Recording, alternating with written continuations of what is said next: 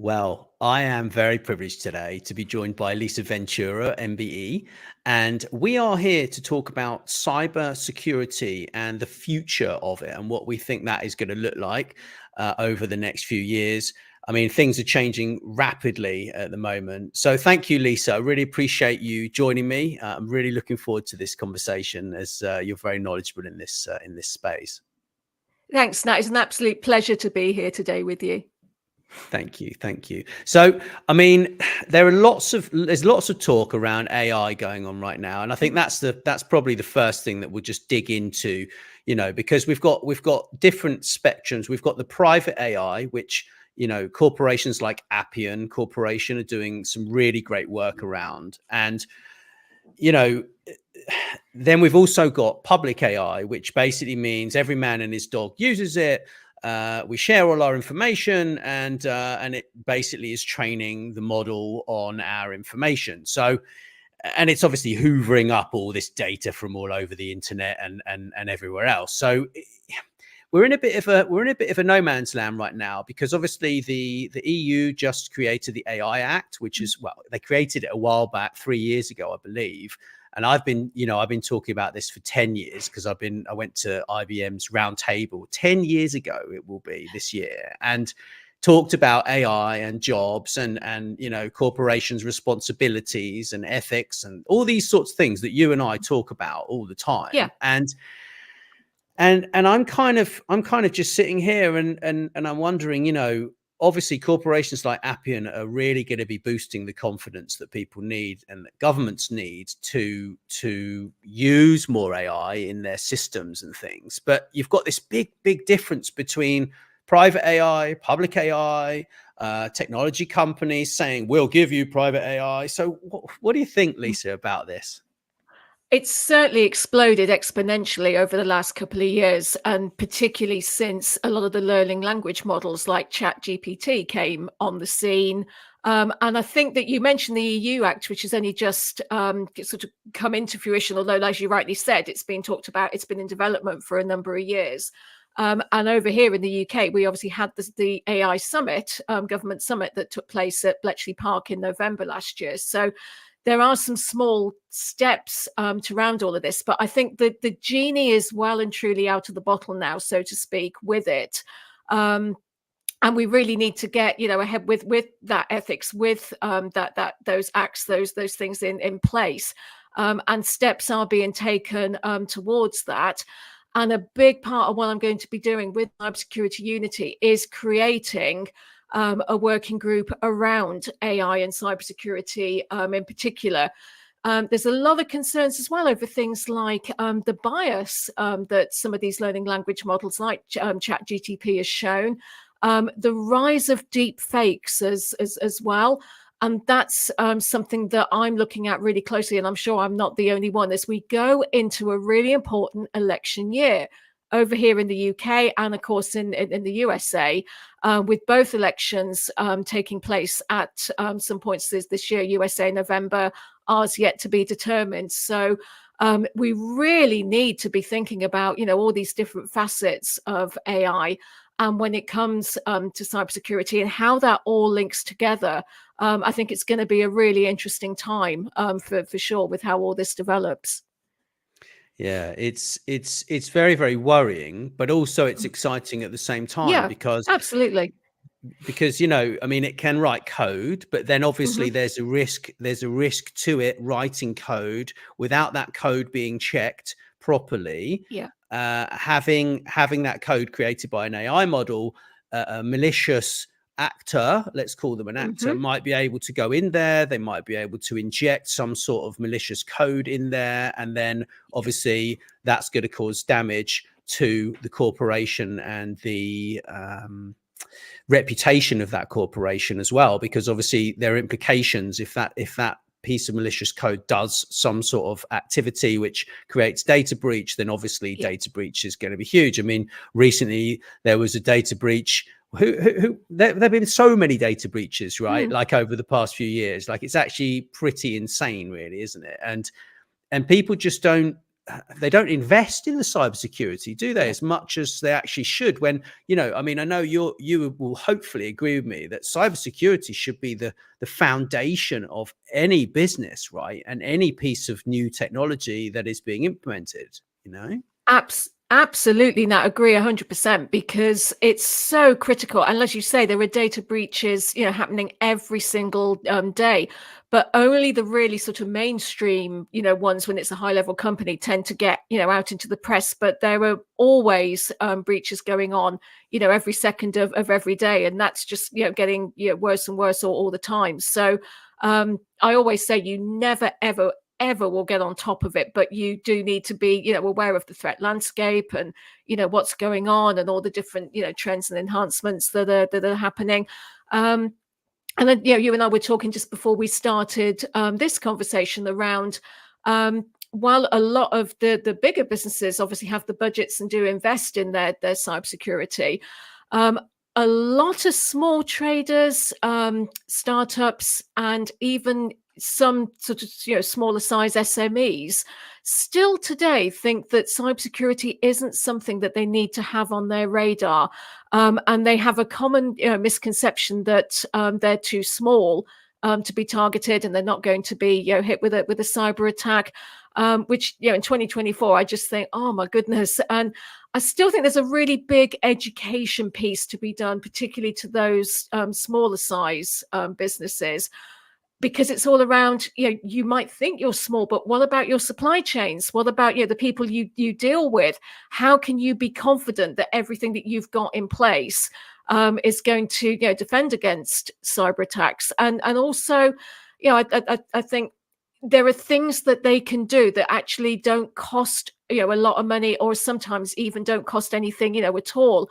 And the NCSC has put out some really good stuff around the 10 steps to cybersecurity, particularly for those smaller businesses, that can really help with their cyber posture, which is all things like, yeah, making sure your firewalls up to date, and your antivirus and all that stuff, two-factor authentication, complex passwords, all of that. It's obviously never going to stop it completely, but there's a lot that you can do to go some small way to fortifying your defenses against cyber attacks.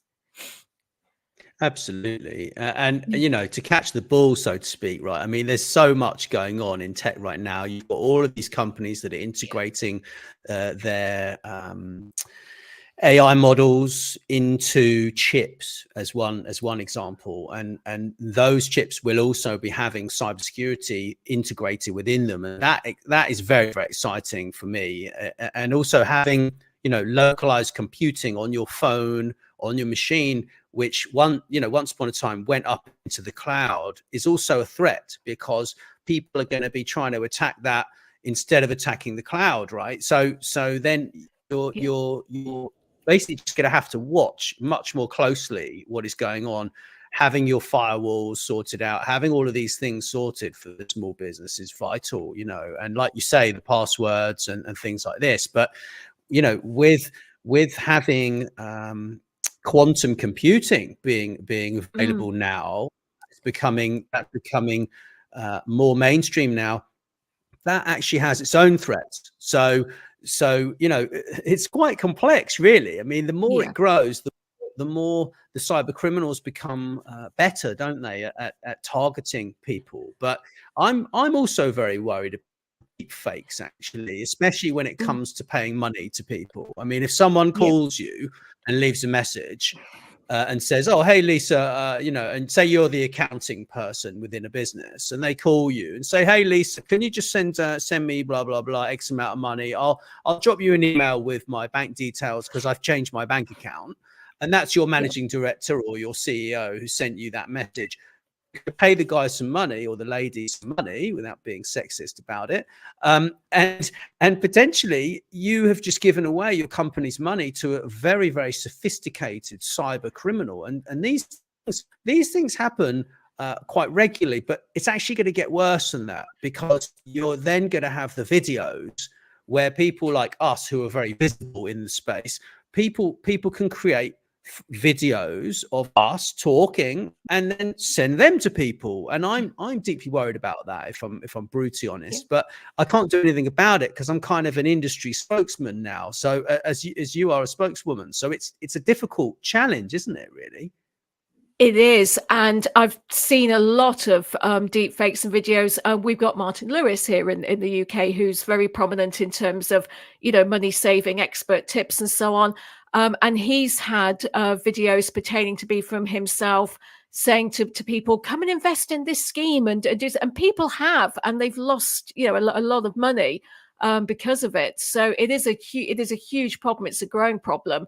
I also see a lot of, as you rightly said, CEO fraud as well. Phone calls and emails pertaining to be from the CEOs or the finance department from various companies. Even at Qualitas, where I'm doing a lot of work at the moment, whenever we go through an investment round, that seems to be the time when the PR goes out about that investment round. That's when we seem to get a lot of emails, coming in and attempts at trying to be our CEO AMNU. And it's always along the lines of emails or calls or things coming in of, need you to just go and make this urgent payment, or need you to go and do this for us. I know straight away, but a few people have been caught out by it. And it also extends as well into things like, WhatsApp. And so we rely on those channels to keep in touch with family, friends, colleagues, and we use that all the time. And then there's the WhatsApp bank of mum and dad scam that I've seen quite a few people being fallen victim to, and I think because we're all so busy and we've got so much information and so much coming at us from all sides, that if we get a message like that, and I mean, I'm not a parent, but people that are parents that have children, and they get a message like, hi mum or hi dad, I've lost my phone, this is my new number, and by the way, can you transfer me some money? When we're really busy, it's all too easy that we're going to get caught out by this sort of thing. And another one recently that even I had to look at, because where cyber criminals are really good at this is get I don't know if it was a coincidence or not, but I just got a new car recently, and I just taxed that new vehicle using the gov.uk website and gone through it and done it all. Not 5 minutes after I'd done that, I actually received what was a phishing email pertaining to be from gov.uk saying, your car is tax is now expired. Please click on this link to renew and make sure your tax is up to date. Now, it could have been a complete coincidence, but because I've just been on that gov.uk website taxing the new car, and I looked at that and I thought, that just doesn't look right to me, but I know what I'm looking for. What if anybody else who doesn't could have easily clicked on that link and given away information or made a payment or done something? Whereas for me, I was able to spot it. But even being so busy, it could have been so easy for me to just not register that and just click on that link, and then it would have been too late. Well, you would have, I mean, you could in theory go through a whole payment. I mean, you'd have gone, paid it again, and then gone, oh dear. And and it's like, well, actually it sounds a bit suspicious to me. And in fact, if I was actually working for the UK government in that department, I would be very, very worried, because I doubt it's your email that's been hacked. I doubt it's that. I imagine you probably in your passwords like we, like I do all the time, and they are secure. So I find it very, very suspicious, if I'm brutally honest. And like I say, I would be quite worried if that was me in that department. So yeah, that's but they're becoming even more sophisticated. I mean, this is the piece, isn't it? These cyber criminals, as cyber defenses get better, they get better, right? And it's just the way that it is. But I'm very interested. I know you're interested too in this. It's the actual triggering of people to take action. And you mentioned a minute ago about being really super busy and just not taking notice. And this is something that the cyber criminals use in order to get people to click on links, right? Like the whole psychological piece is actually very interesting. And you're doing a bit of work in that area, aren't you? A bit of study, I think you were saying to me the Yeah. other day. Absolutely. So I'm looking at branching out into the whole sort of cyber psychology piece. I've done a lot in terms of social engineering and how cyber criminals will use, language and use things um, to make these emails appear sort of, urgent or, time sensitive, or, we must click and take this action, now, else we're going to lose out. And that whole thing has always been really fascinating to me in terms of how they do that, and it's only getting worse with all the things like chat gpt and the learning language models, because some of the traditional advice that was usually given to try and spot these phishing email attempts, with things like, as well as looking at the URLs and to see, if they've made up in numbers or they're not quite right, or something like that, was always, look at the language used, and, look at the grammar, look at the spelling, look at the way it's put together. Well, of course, ChatGPT now can put those emails, out, and it can be much easier now to look at an email and think, this actually looks genuine, I'm going to click on it. So some of that more traditional advice, I think, just needs to be reshaped a little bit in the advent of artificial intelligence and machine learning. Absolutely, but I think that there's a lot to be said about being very, very busy, and this is when the mistakes can be made. If you're very stressed and you're really, really busy, something comes at you, but you click a link just before you've even thought about it, because you're actually operating on a different level. And this is why we need to be a lot more cautious with overloading our diaries, with attending meetings that are completely irrelevant to our job title. And it's like, oh, you must go to this meeting. It's like, why are you going to that meeting? Is that meeting actually relevant to you? Does it actually mean you have to sit there for an hour, waste an hour of your time to then jump onto another meeting, which is immediately afterwards without a break in between? Because for me, that is just a one-way ticket to being overloaded and then actually damaging the company because you're clicking a link, Absolutely. And with all those meetings, with all that stuff coming at us, that's when we can get, as you say, really overwhelmed, really overloaded. And that's where a lot of stress and burnout can creep in, which I think, as you know, is a huge issue within the cybersecurity industry and InfoSec in particular. And that's when mistakes can be made. So getting it through no fault of anybody's, just being that bit overwhelmed, not being as fastidious as checking as you normally would. So that's why, again, I do a lot of talking about the importance of trying to stay on top of stress and burnout, and trying to recognize some of the signs before they creep in. Yeah. Well, it's a real minefield out there. I mean, so where do you see cybersecurity jobs kind of heading? I know this isn't really, on topic too much, but I'm very interested in sort of how it's developing in the next sort of year, 2 years, 3 years, 5, and beyond.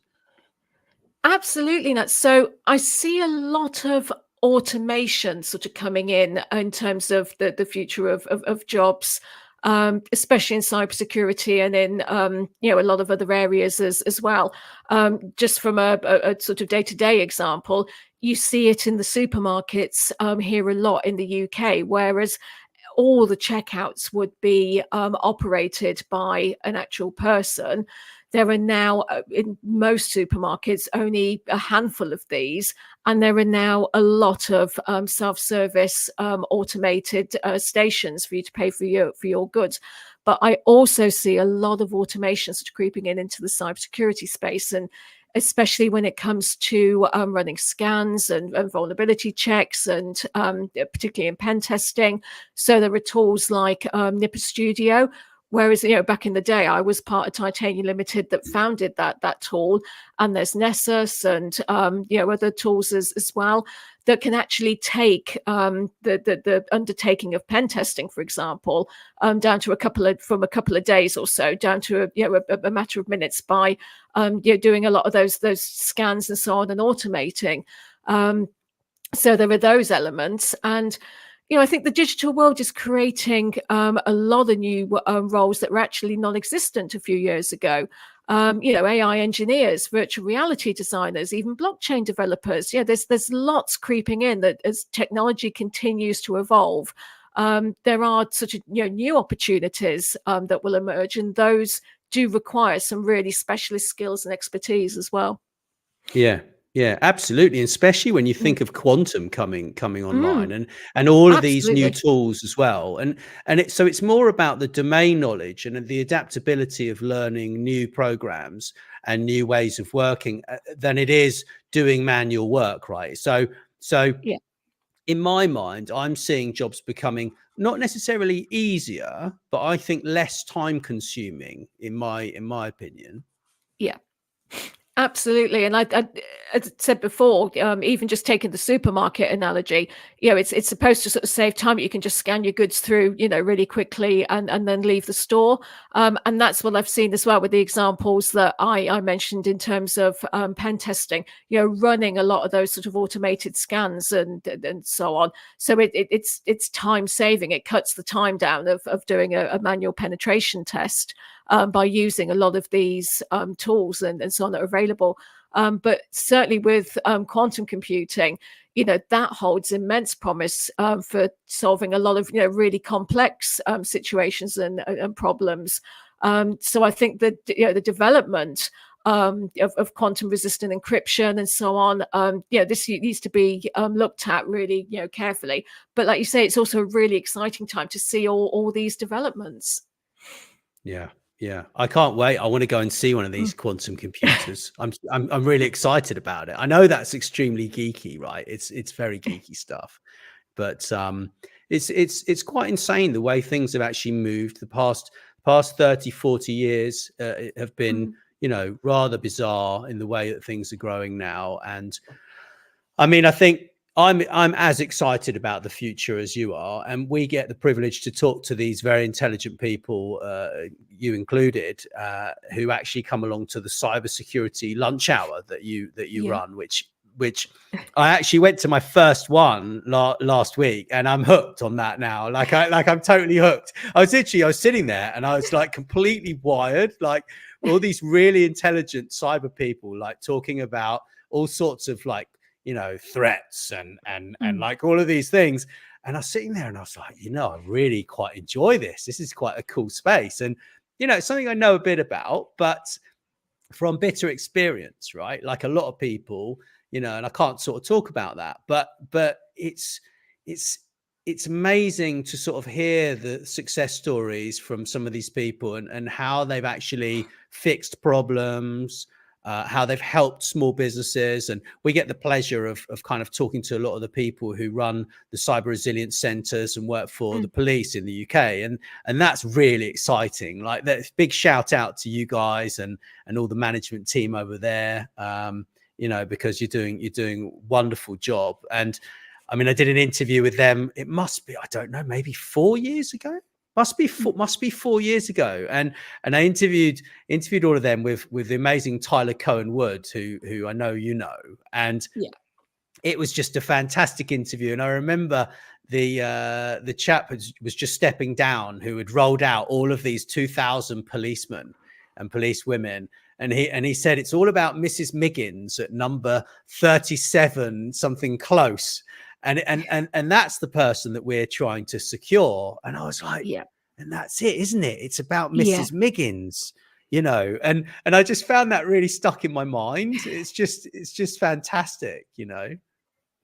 Absolutely, Nat. And one of the things I think for me as well is around the whole cyber awareness piece.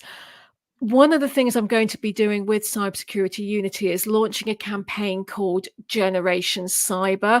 And there are two facets to that campaign. So one facet is around the whole cybersecurity skills piece and getting more people into careers in cybersecurity. So there's going to be a big campaign around that and all the different career pathways into the industry, aimed very much more at the general public about it. But I think as well, Generation Cyber is going to exist to really showcase, cybersecurity and really get people thinking about it with those real world experiences, like those things like the WhatsApp bank of mum and dad scams, all those things that we're exposed to, on a daily basis. But I truly believe that if we can get everybody really thinking about their cybersecurity from a personal perspective, that's going to cascade down into their work life as well. And let's face it, we are all generation cyber now. There's no getting away from it. We are all generation cyber, and that's going to be the ethos of the campaign, to really sort of drive home the importance of it, not just from a work perspective, but from from in every facet of our lives and everything that we do.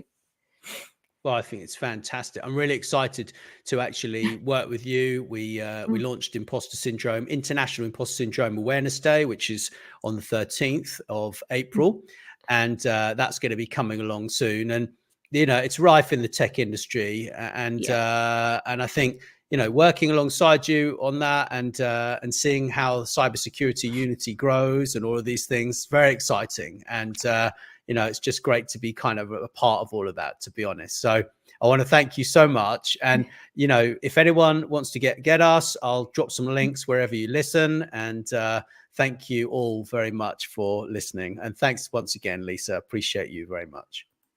Thank you, Nat. It's been a pleasure.